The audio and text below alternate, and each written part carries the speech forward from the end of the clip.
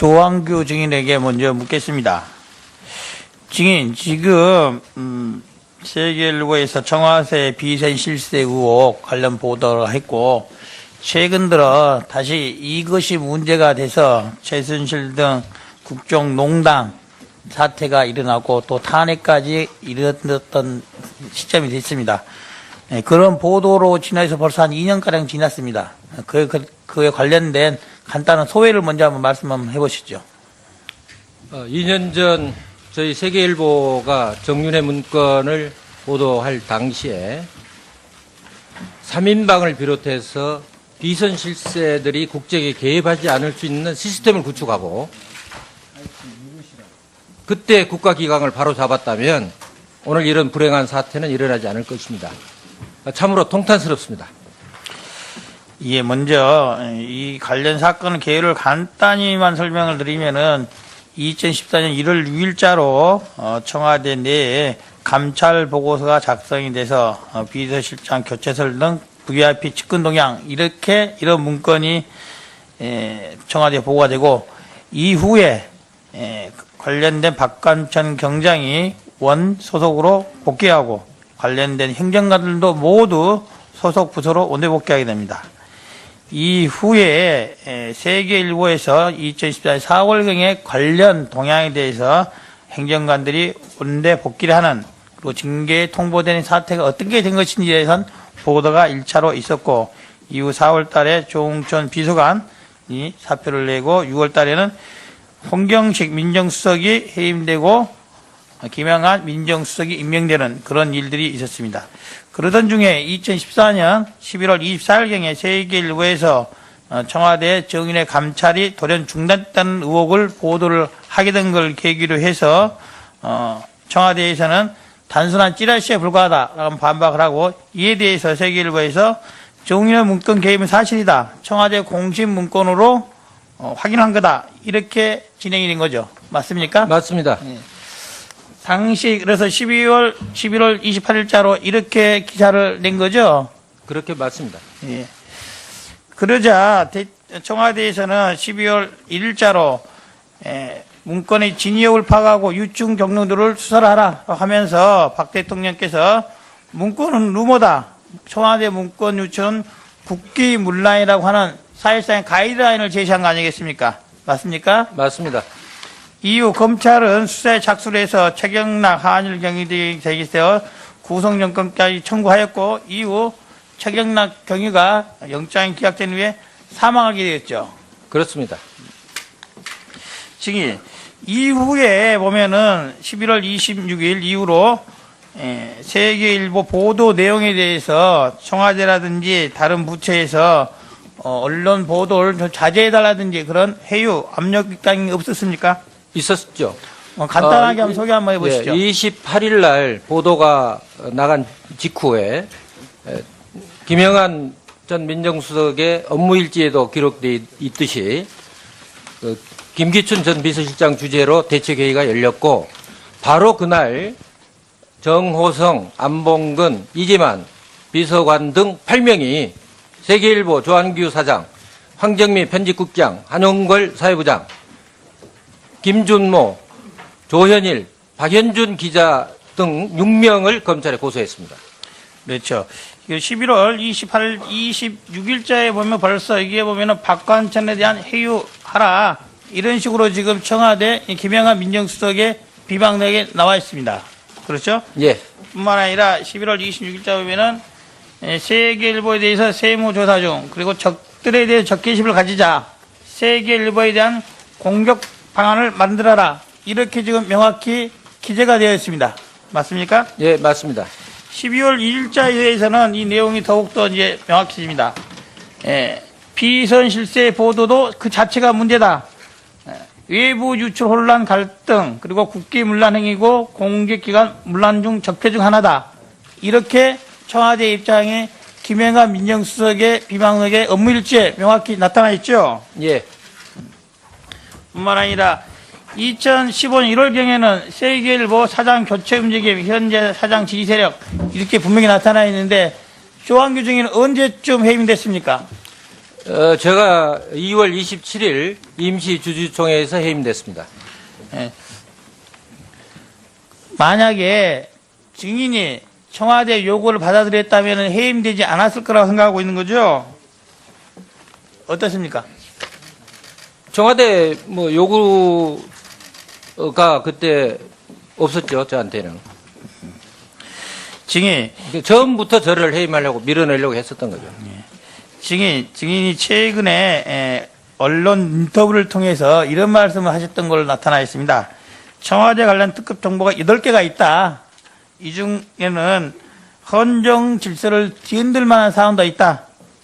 이 부분은 사장, 편집국장, 소속 기자들만이 갖고 있고 정윤의 문건과는 비교가 되지 않을 정도의 파급력을 가지고 있다. 이런 자료가 있다고 최근 언론 인터뷰에서 말씀을 하셨어요. 본 의원이 말씀드리고 싶은 거는 이런 사안을 2년 전에도 발표를 했다면은 그 2년간 이런 비선 실세들에 의한 국정농단이 지속되지 않았을 거라는 확신을 갖고 있습니다. 지금이라도 그 진상을 소상히 밝혀야 되는 게 맞다고 보는데 어떻게 생각하세요? 맞다고 생각합니다. 공개하실 생각 있습니까? 공개하겠습니다. 조만간 빨리 공개해 주시는 게 최근 헌법재판소에 일어나고 있는 탄핵 절차에 대한 청와대 대응 태도를 보면은 아직도 민심을 잊지 못한 듯합니다. 그래서 증인께서 언론인으로서 조속히 그와 같은 자료를 공개해 주시는 것만이 2년 전에 국민들에게 못다한 짐을 드는 거라고 봅니다. 당시 2년 전에도 계속 취재 중이었었는데요. 바로 28일 날 고소가 들어오고 기자들을 30시간 이상 검찰에서 조사를 하기 때문에 그 특별 취재팀이 계속 취재를 할 수가 없었습니다. 그래서 후속 보도를 못한 것입니다. 만약에 제가 해임되지 않고 사장으로 계속 연임했으면 반드시 그 진상을 밝혔을 것입니다. 네, 우리 조한규 전 세계일보 사장님께 질의하겠습니다. 그 비선 실세 그룹 좀 전에 이제 우리 이용주 의원께서 말씀하신 그 사건으로 전격 해임이 되셨는데 그 임시주총에서는 공식 해임 사유를 뭐라고 밝히던가요? 임시주총 예. 의사록을 제가 읽어드리겠습니다. 임시의장은 사내이사 조한규가 대표 이사직을 충실히 수행할 수 없기에 참석 주주들에게 사내이사 조한규 해임안에 대해 상세히 설명하고 해임 방법을 묻자 참석 주주 변호인이 그러면 이렇게 해서 요지는 충실히 수행할 수 없다는 이야기는 청와대로부터 압력을 받기 때문에 사장직을 충실히 수행할 수 없다 이런 뜻입니다. 네네.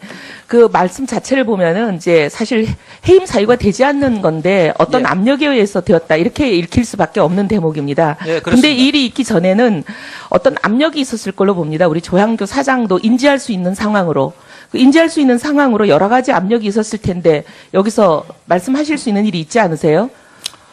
그러니까 우선 이제 고소 고발이 있었고요. 네, 그다음에 뭐 길게 얘기하실 필요 없이 한학자 총재에게 하와이 체류 중인 한학자 총재에게 제가 듣기로는 조사장을 해임하지 않으면 통일교회 판도라 상자를 열겠다. 이런 압력이 간 걸로 알고 있습니다. 분명히 그 압력을 조사장에게 누군가 전달한 사람이 있을 텐데 그런 전달을 받은 적이 있습니까?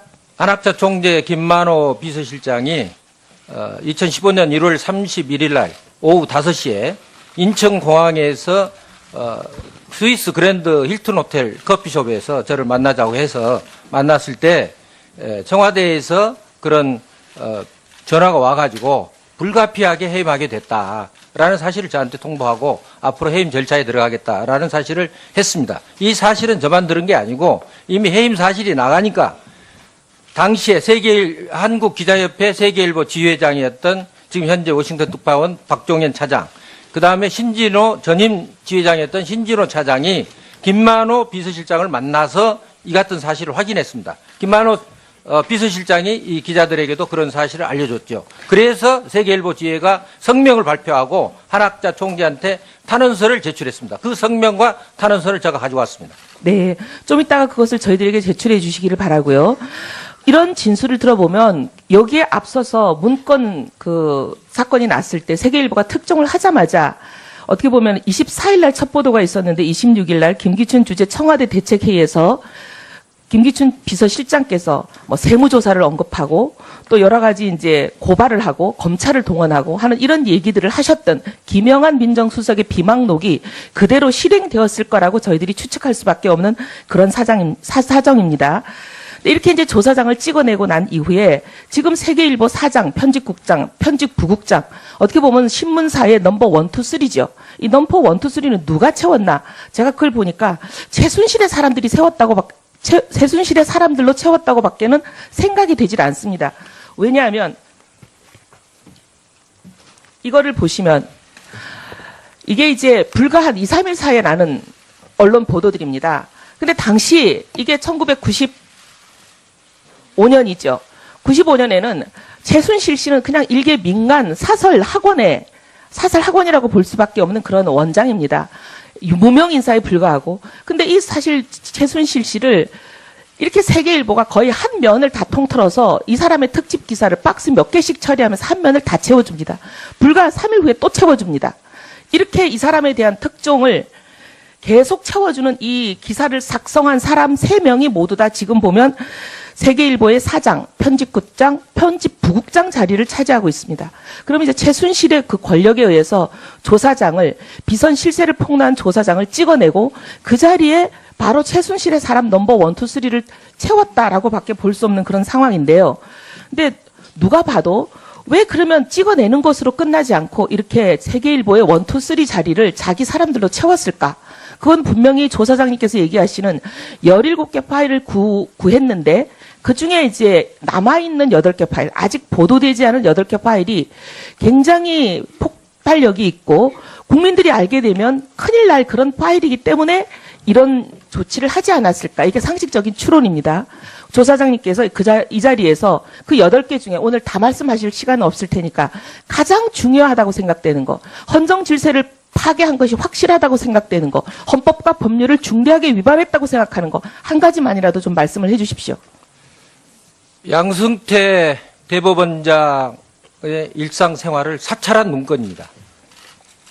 아니, 지금 상권 분립을 뿌리쳐 흔들고 그럼 행정부에 수반인 대통령이 계시는 청와대가 사법부, 그것도 사법부의 수장인 대법원장을 사찰을 했다는 얘기입니까? 이게 헌정사상 처음 있는 일 아닙니까? 그렇습니다. 삼권 분립이 붕괴된 것이고요. 헌정 질서를 유린한 것입니다. 이것은 명백한 국헌 문란입니다.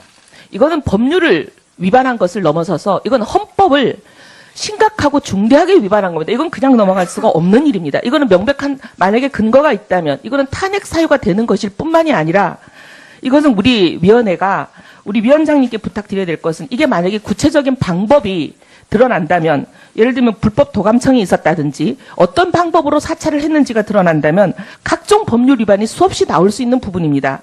이것은 각종 법률에 따라서 우리가 특검에 반드시 이 수사가 포함이 되어야 될 것을 우리 위원회 이름으로 요청도 해야 될 뿐만 아니라 이건 보통 사안이 아닌데, 그동안 김영한 민정수석의 비망록에 보면 각종 사법부에 대한 길들이기, 사법부에 대한 개입, 탄압, 또는 사법부에 대한 사찰, 이런 것들을 의심을 가지게 하는 많은 일들이 있었습니다.